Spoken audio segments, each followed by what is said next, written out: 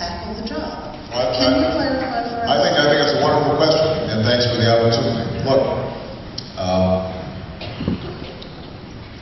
I have been in Washington for 2 years.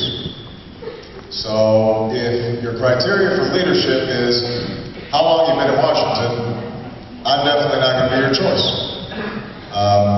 I've been in Washington long enough to know that Washington needs to change.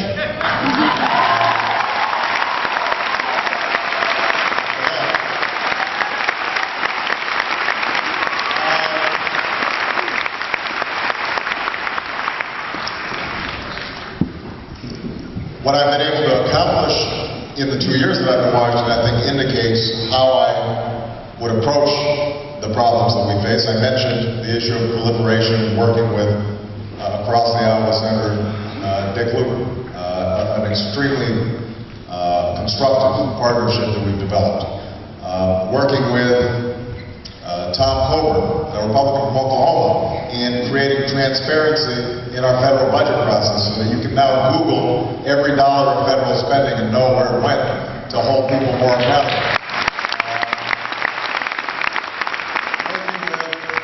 Working with Russ Feingold to pass some of the toughest ethics reforms since Watergate, which, by the way, we got resistance from, not just from the other side of the aisle, but within our own party to some degree. So I think what you can look at is how I've operated in Washington is to reach out and work with anybody who wants to put power back in the hands of people, that wants to create a more transparent and accountable government, that tries not to get caught up in partisan bickering, that is willing to stand on principle even when it's uncomfortable.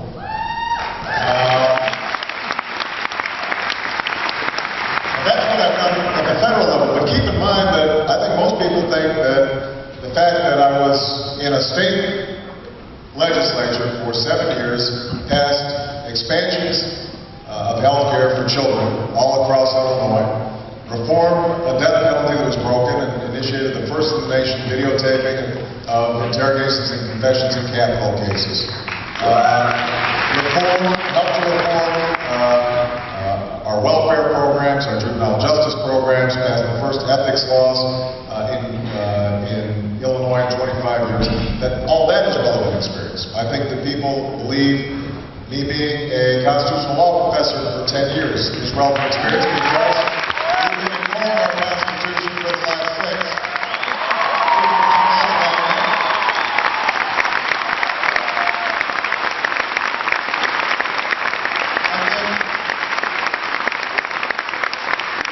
I think people believe that my work as a community organizer is relevant because they say to themselves, here's somebody who looks at education policy not just from on high, but actually worked with parents and teachers in classrooms in urban America and know that it's going to require not just more money, but also a change in attitudes. That parents are going to have to parent better, and teachers are going to have to take on some of the challenges that we face in some of these communities, and understands in a very intimate way what's required to bring about real change.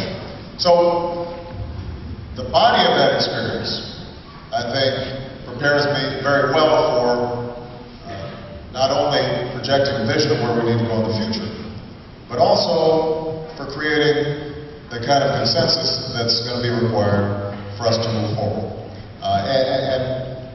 And that, I think, as much as anything, is what's missing right now.